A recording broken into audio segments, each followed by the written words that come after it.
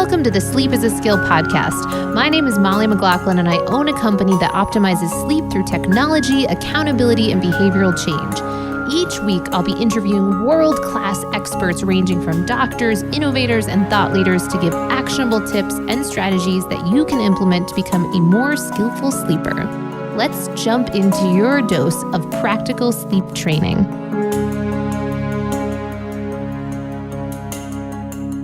Welcome to the Sleep is a Skill podcast. My guest today is Dr. Lindsey Elmore, and not only does she bring a ton of wisdom around the topic of sleep and sleep optimization, but she also is a good friend of mine who herself struggled with insomnia, so we had a lot of relatability, and we actually had recorded this episode a few months back, so I am very eager to finally get it out to you all so you can hear a lot of her insights and things that she has done to make a difference with not only her sleep, but for the sleep of others. Now, a little bit about her background. Dr. Lindsey Elmore aims to make science and business understandable. Now, for herself, she struggled with insomnia, and through a few strokes of luck, she ended up at an acupuncturist who opened her eyes to the way that medicine is practiced in the United States and how it doesn't necessarily line up with how it is practiced in other countries. Some of her background is that she was raised by a nurse and has a bachelor's degree in chemistry and a doctorate of pharmacy, and completed 2 years of postdoctoral education in internal medicine and family medicine. She did go on to become a pharmacist, highly studied in herbs, supplements, and food as medicine, and one who actually then went further to understand about teachings from shamans, healers, other natural health practices, including yoga and meditation, and has since host retreats all over the world. To date, she's spoken to audiences on 5 continents in more than 30 countries. She's written a book about essential oils and supplements called Essentials: 75 Answers to Common Questions About Essential Oils and Supplements. And she's built a huge social media presence with more than 20 million minutes of education watched online. Now, we're going to jump in and learn a lot more about what she has created both professionally, but as well as on a level of her own results with her own sleep and with her clients too. So let's, without further ado, hop on in. Now, before we get into the podcast, I do want to take a quick minute to give a shout out to our sponsor, BetterHelp, or as I like to call it, a therapist in your pocket. It's the exact app that I used when I was going through my really challenging period of insomnia while traveling overseas. And the ability to maintain a consistent therapist in real life was just really not an option for me since we were jumping around from country to country. So the ability to, with using my phone, have video calls weekly with my therapist, I was paired with I connected with a great therapist right off the bat, but I do know other people who have been able to kind of shop around with some of the therapists on that app until they find a great fit for them. And in between those calls, one of the things that I found was really helpful is that you can also send voice notes, text messages, images in between that, longer weekly video call, so that you do have this really very real ongoing connection and support that I certainly, at least in my experience, hadn't felt with real life therapists that I had used in the past. And also the pricing structure is much more competitive than a lot of the real life therapists that you can come into contact with. So I found it to be a lot of benefits. I recommend it to a lot of people that are just kind of going through struggles in their life or just simply want to be able to up level and bring in that level of reflection and awareness into their life about what's both working and not working. And you can certainly cancel at any time. And for our sleepy community, the BetterHelp company has hooked us up with 10% off if you go to betterhelp.com/sleep-is-a-skill. Again, betterhelp.com/sleep-is-a-skill. And welcome to the Sleep is a Skill podcast. Lindsey, I'm so excited to have you here today. Oh, I'm so excited to be here. It's going to be so much fun talking with you. I know. This is very cool for us. So this is almost like our part 2, having the opportunity to be on your podcast and now to have you on here. I can't wait to dive in with all the resources that you have at the ready. And it was so cool to kind of have the prep to this conversation to hear more about your relationship to sleep. So I think that's a great place to begin is tell us a bit about your origin story and as it relates to, of course, your business and how that connects with your journey with sleep. So, way back in the day when I was in pharmacy school, I tore my ACL. And when you tear your ACL, they put you in a leg brace that locks your leg out straight. So your knee doesn't bend like it's used to. Well, that means that as you walk, you hike your hip up every single time you walk. So I was studying one day and I realized I could not sit on my bum anymore. I couldn't sit squarely on both of my sit bones. And so I was way over to my right side. And I thought, well, that's not normal. That is not how I used to be. So I end up in a chiropractor's office and she gets my hips back in alignment. And I go to her a couple more times and I happen to mention, hey, doc, I have not slept in like a month and I feel like I may die. And I was in the middle of my first year of pharmacy school, so a very high stress, very intensive brain focused operation. And I just said, I have to do something. And she said, oh, you should go to the acupuncturist. So I end up in the acupuncturist's office. And within a couple of visits, I realized my entire perspective had changed. I realized that there was a completely different way to look at health because all of the advice that she gave me about how to manage this insomnia and how to treat and how to overcome it was so dramatically different from what I had been taught in Western medicine. So in Chinese medicine, the way that you work with insomnia is to balance out the yin and yang. It's balancing out of that dark yin inward energy and that hot, fiery, outgoing energy. So the first thing she had me do was take a nap every day for 75 days. And I thought, how is this helping with my insomnia? And she explained it to me. She said, there's lots of time that we as humans are awake when it is dark outside, but we are very rarely asleep while it is the mid brightest, hottest time of the day. So what you're aiming to do is balance all that out. So I started there. I started with other small steps, such as drinking a little bit of apple cider vinegar, working on my liver qi stagnation. And one of the things I realized that was actually keeping me up all night was I had a brain training game that I loved, and I loved to play it. And I realized that I was trying to play it at bedtime every night. And so with just having that moment of awareness, I realized I am doing this thing that is activating my brain right at the evening when I am trying to calm down. And that's what's keeping me up all night. So it was just a series of small steps that helped me to reclaim my life and to reclaim my sleep. Fast forward 10, 12 years where I am now, I have just delved in as deep as I could into all kinds of traditional medicines, herbal medicines, shamanic medicines, indigenous medicines.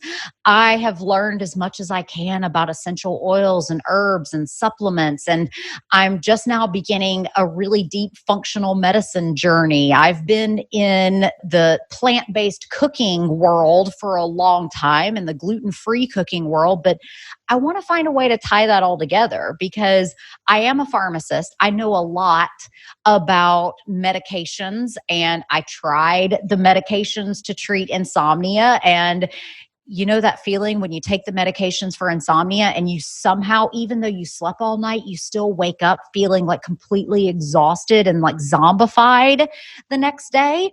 So I can teach people about all those medications and how they work, but pulling in the Chinese medicine perspective of like, maybe it's a magnesium deficiency that's keeping you up at night, bringing in my own consciousness of, hey, maybe you just need to put away your phone at night, and realizing that when you prioritize sleep, that you can bookend your day with greatness. You can wake up and do that morning routine with a bang. And then if you take a moment to structure your bedtime routine where maybe you're listening to some binaural beats or listening to a meditation, you can bookend your day with really healthy routines. And I'm not perfect, but I do try every day. And now I'm to the point where I, with ease, sleep through the night. And that is a huge blessing. Wow, such a journey, and clearly a real reverence for sleep and its power on our health and our life. But I loved some of the things that you touched on too, of how multifaceted this approach can be versus one, I'm so grateful that the doctor that you did go to then recommended you down this path, because there's been many clients I've spoken to that versus that path, they were prescribed Xanax or, some sort of alternative route that leads you in a different direction. So really great. And then I loved the nuances around, oh my goodness, then I saw that this layered in, I'm doing this brain training app, and all of these things are so layer and compound into a place where then your results aren't working. But until you peel back all of that, then there's a lack of power. So well, that's the way health works. Everybody is looking for the one shot, and there's not one. yes. If we as humans had figured out how do we eat whatever we want, drink as much caffeine and alcohol as we want, never sleep, and still live to be 100 and be joyful and slim and fit. If there was a pill that did that, we would all know about it. Yeah. But it's not. It's, success and health is about what you're willing to do every single day. And it's a series of the most mundane and banal things Yes. that you just say, you're like, hey guys, I'm not cool, but I'm in my bed reading at 9:30, 10 o'clock at night, And that is where true health comes from, is being able to commit to something on the regular, not to be able to find that silver bullet because it doesn't exist. Oh my God, I love that you're saying that. So I'll have so many people that will come to sleep as a skill, and they're, intrigued by the technology aspect and love the idea of like, okay, you can put on the red light, and then the red light will help with the sleep. And then what other gadgets can we add in? Which, maybe there's a time and a place for that optimization element of things.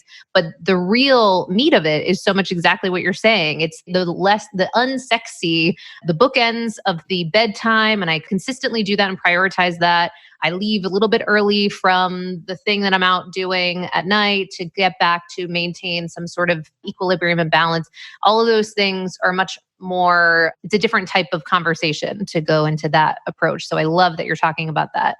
The other thing I wanted to check in with you about too is that you had mentioned this kind of process, almost running through testing with each person that you're dealing with. Is it magnesium deficiency? Is it some element of the herbal approach, the essential oils? Is there a particular approach that you bring about to kind of go through each person, or do you suggest like a lot of testing? How do you approach each person as they are dealing with this particular area around sleep? Well, I think the first thing, even before you start looking at nutrient deficiencies and this and that, it's about an awareness. Can we craft an awareness? And, I was just working with a patient last week, and she works 2 jobs, and she has to rise every morning at 3 a.m. And I just told her, okay, well, if you don't make yourself a priority, the rest of everything is never going to be a priority. So you have really young kids that are going to bed at 7:30 at night. You're probably going to need to be going to bed at like 8 right after them, because you've got to have that sleep, because it matters how much sleep that you get, and it matters the quality of the sleep that you get. So the awareness is part of it. And if someone is unwilling to make those sacrifices, and come on, it's like your grandmother told you, nothing good happens after midnight. You might as well just come home and go to bed. When you're negotiating for like, I need a 2 a.m. curfew, mom and dad, like, what are you doing at 2 a.m.? Because it ain't good stuff. And so, it's one of those things where you have to have that self-awareness, and you have to be motivated enough to know that my tomorrow is better because of the decision that I'm making today. Of course, if we want to look at what types of nutrients can impact our sleep, Vitamin D. Most of us think about vitamin D for bone health, but it's critical for regulating mood, supporting our immune function, and helping to govern our inflammation.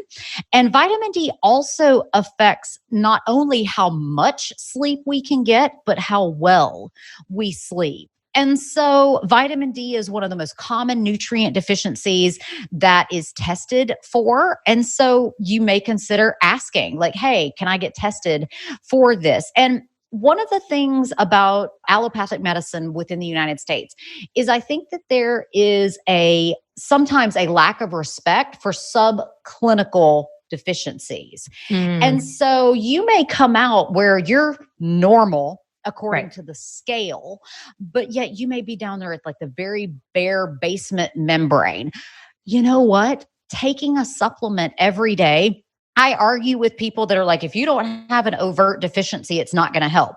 But my opinion is the risk is so much lower than the potential benefit. So maybe you try a 6-week trial of some vitamin D and just add that in and see how it affects you.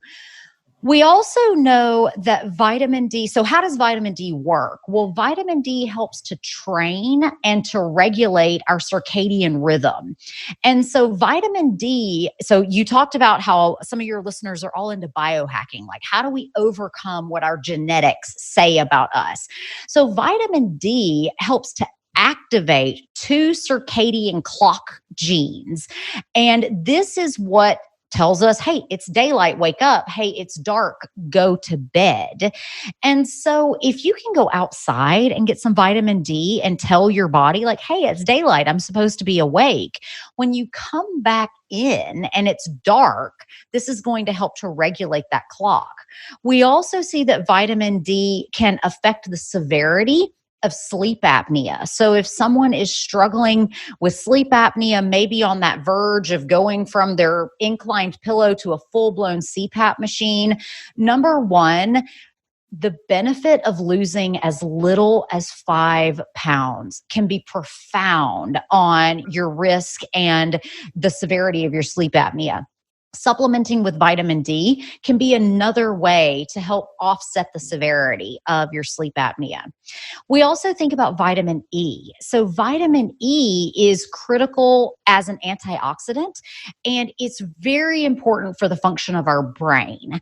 And so one of the things that happens with sleep deprivation is we lose our memory. And when we are sleeping, when we go into that slow wave sleep and into that REM sleep, it helps us to process and commit our memories to long-term memory. And it also helps with our newly acquired learning. So if you're trying to learn to play the piano or learn how to build something, vitamin E can help to protect the function of the brain and may be specifically important for memory impairment that is a secondary byproduct of sleep loss. We also see that people who have sleep apnea have low levels of vitamin E, and vitamin E is great to put in combination with vitamin C. Vitamin E is also critical for the production of testosterone. And so all the men listening, if you are feeling like you don't have that get up and go, it may be because you're not sleeping enough, because you need sleep to help generate testosterone. When we think about vitamin E, vitamin C goes hand in hand. It's another antioxidant, huge benefits on the function of the immune system and the cardiovascular system. And when we sleep, our immune system kicks into overdrive, and it really helps us to amp up our immune response. We also could think about vitamin B6, and vitamin B6 helps us to produce melatonin as well as serotonin. So vitamin B6 is the most abundant B vitamin in the body, and it is critical for enzyme function. So it's critical for the production of melatonin and serotonin. And it also, when you supplement and have adequate stores of vitamin B6, can help you to remember your dreams, which for those of you keeping dream journals, you know how much you can kind of talk to yourself in your dreams and how much you can envision your life in your dreams, And last but not least, we have vitamin B12. And so vitamin B12 is a huge sleep and wake regulator. It helps us to wake up in the morning, and it also is critical for nervous system function. And so if you have inadequate levels of vitamin B12, it can lead to not only nervous system dysfunction, but also a full-blown anemia, which can make you feel extremely tired throughout the day. So there's a lot of different nutrients that can come into play. But like I said, before you jump into that, just try to go to sleep on your own and see how you do. Oh, yeah. Number one, thank you so much. That was just dropping so much knowledge. It was awesome. And number two, I love what you're speaking to too, because it so resonates with my approach on this topic of how much of this behavioral change element can make such a profound difference. And then we can go into whether it might be, some of these more nuanced areas, or to your point around sometimes if they're more sufficient or a larger deficiency, then of course that can make a big difference. But it's not a false binary. They work in tandem. Absolutely. Yeah. And then I loved how I just wanted to check in because when you were listing off all of the things that you've gone into over the last 12 or so years, this herbal approach, essential oils, and looking into shamanistic practices, I'm curious if there are anything in those different arenas that not every person has gone and taken the time to dive into. Are there particular things that stood out for you in that area and any of those areas around sleep and things that we can learn from that? Well, one of the things that I think is so important about most shamanic medicine is that there is something emotional that is going on. And I think that is really plays into my practice and how I use essential oils, because there's a lot of crazy claims about essential oils on the internet, but it is undeniable that the research concludes that you can calm your mind as well as stimulate your mind, depending on which essential oil that you use. The other thing that I think both shamanic medicine, even some traditional Chinese medicine, as well as just my own understanding of health, is that there's usually an emotional root cause of what's going on. You may be programmed in your genetics just not to sleep well. There are some people that they just sleep no matter what. And then there are other people that the smallest thing will keep them up all night. So you may, if that is your genetics, you may want to understand more about the daily practices that go into it and the daily practices that go into, well, how do I release this anxiety? Where do I feel this anxiety in my body? That is a key thought of shamanic medicine. And so the first shaman I ever worked with was right when I tore my ACL.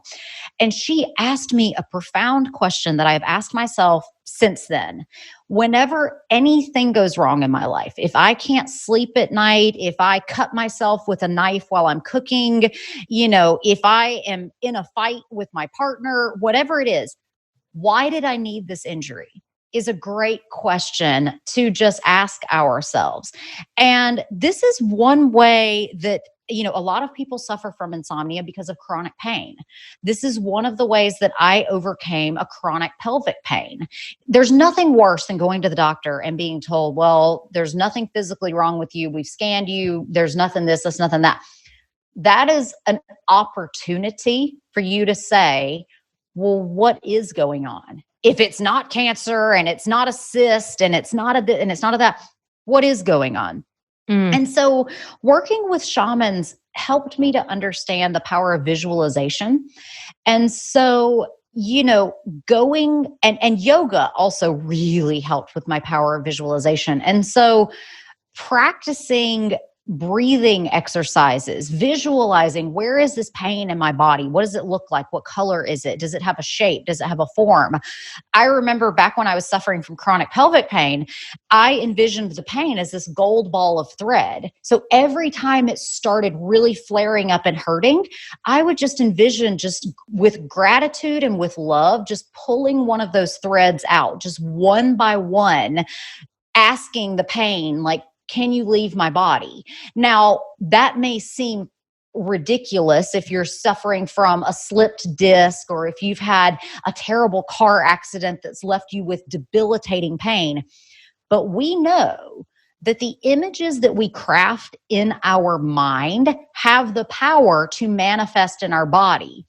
And so I have traveled all over the world and have been in some times and places where I have really struggled with not being able to sleep, just because I've traveled 18 hours out of my time zone. And there's nothing worse than laying in bed and staring at the ceiling. It is painful, especially when you're so exhausted.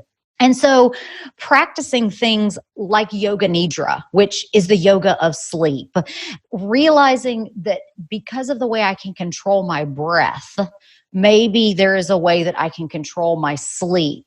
And there are times that I still will struggle with insomnia sometimes.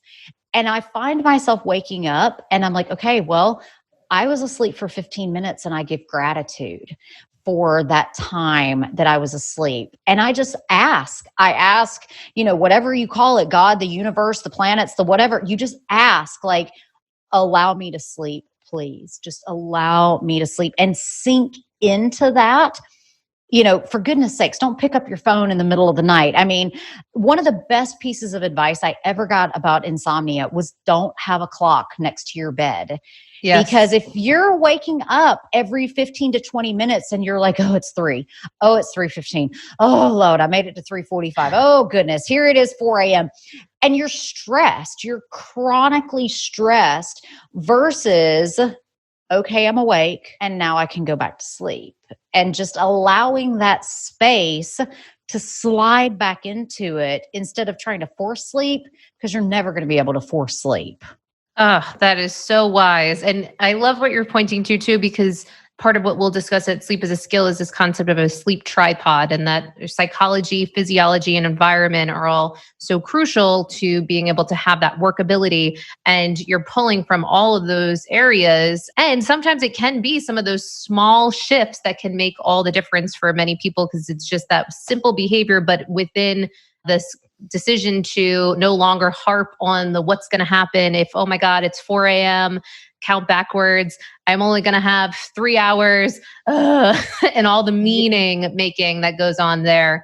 That's so wise. And I also love what you said about the, why did I need this injury? What was there to learn about that? And it actually makes me think of a few different clients that have come in with, say, severe endometriosis or certain things that were just persistent, a monthly experience where they would have this dread and what that would do for their psyche, and particularly around their sleep every single month.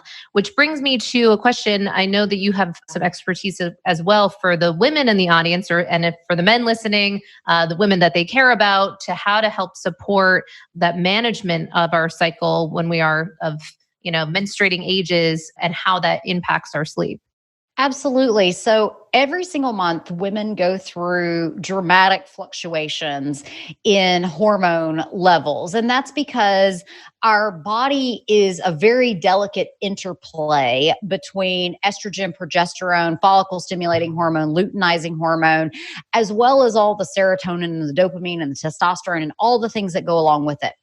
And so our body is built, basically every month we go through 3 phases. We build up towards ovulation, we ovulate, and then there is the post-ovulation where our body goes through another set of hormonal changes, and then there's menstruation. So I guess totally there's 4 stages that we go through.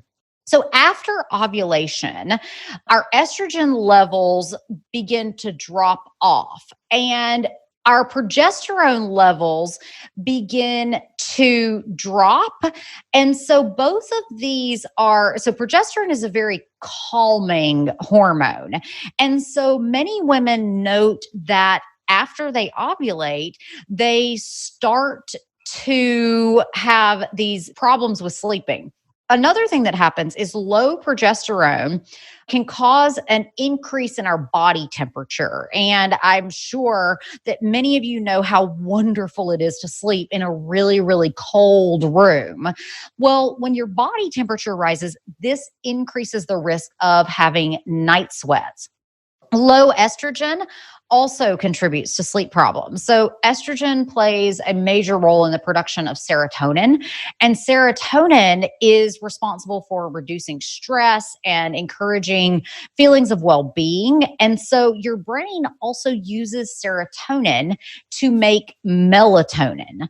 And so, your estrogen levels drop right after ovulation. And so, this affects our mood, our concentration, as well as our stress levels and our sleep. The other thing that happens is during menstruation is some women experience menstrual cramps, and menstrual cramps can peak during nighttime hours. On top of that, during menstruation, women are more likely to experience migraines and headaches and digestive issues like constipation, bloating, or diarrhea, which can all happen in the middle of the night. So if you're thinking about menstrual cramps and like, what can you do about it? Well, again, here we come back to magnesium, magnesium is in Chinese medicine, magnesium is the quintessential relaxer. It relaxes our brain as well as our musculature and our vasculature. So here we end up being able to use magnesium to relax and soothe those PMS cramps. We also know that vitamin B6 is powerful for this. Eating right, having more vegetables, fewer animal products can help get rid of the menstrual cramps. And then also, there's nothing worse than waking up in a mess when you're on your period. And so having adequate protection that allows you that peace of mind that you can get through the night. I'm a leader for a company called Thinks, and they produce these period panties that are absolutely astonishing. And they work 100%. They work. And they have a brand new set of sleep shorts that holds 4 tampons worth of blood. And so that can really put you at ease throughout the night that you're not going to be waking up in a mess. And so when you think about what can you do throughout these hormonal fluctuations, avoid things that interfere with sleep, such as your caffeine, your sugar, salt, alcohol. Get a little bit more exercise. If you are prone to night sweats, turn on a fan, take your duvet out of the duvet cover and just sleep with just a smaller amount of covers. Take your vitamin D supplements and then discontinue your screen time. It's basically the same stuff that you're doing the rest of the month. It's even more important that you be a little bit more vigilant around the time of your cycle. I love that. And yes, it was from you, following you on Instagram. Everyone should definitely follow you on Instagram. We'll link to that. Thank you. But I learned about the new Thinks product as you were sharing about that, which I love that company. I think they're doing such awesome work, and the multiple companies that they have connected, very cool stuff. So I love all of that because that is so wise. And I think that was a big breakthrough for me in my journey around my health, and continues to be, of tending to be more of a masculine approach to life and only operating within that circadian rhythm approach, forgetting our infradian rhythm, or not forgetting, but trying to deny just the very real changes that are happening day to day throughout that 28-ish day rhythm. And Yep. I think that's really, really great to hear from a powerful woman, that there is that importance to up level our kind of self-care in whatever form this takes at those different periods of our periods. So Yeah. Very, Absolutely. absolutely. Very cool. So, right now, this topic of sleep is particularly timely for you as you've been going through a move and you've been really setting and designing your environment. So, definitely share with us what you're doing to make a difference to ensure that you're getting that great sleep, even in a new space, new place, and figuring out, ironing out all the kinks. Well, whenever you move somewhere new, it's always interesting because it's one of those things like feng shui says that you should face your bed east, but if that doesn't meet the needs of your home. And so we sacrificed and we were like, okay, the bed's going to face west. Well, what we realized was that the hot eastern sun coming up behind us, we would wake up, it'd be 80 degrees in our room and it was miserable. So we ended up getting solar blackout curtains that actually absorb the sunlight across the entire east face of our walls so that we wouldn't be waking up sweating. We also have a ceiling fan, which we verified that our ceiling fan was turning the right way to actually cool off the room instead of heat up the room. Mm. And then we experimented with where we placed our fans throughout the room because we had this fan, great fan, love it. And then we realized it was in the hottest part of the room. So it was just recirculating hot air. So we flipped our fan situation around and we're sure that we were bringing in the cooler air because where our bed is actually kind of on a sleeping porch. And so it's not as heavily insulated as the rest of the house. But if you put the fans to where the air conditioning is pumping and it is more insulated, you can save a little bit of money because you're not having to turn the air down to 65 degrees to heat the hottest room in the house. But it also just made a huge difference. We also took the duvet out from our duvet cover, and so we won't bring that back until this fall. And then the other thing is we love salt lamps. You know, people love the infrared lamps. We have salt lamps.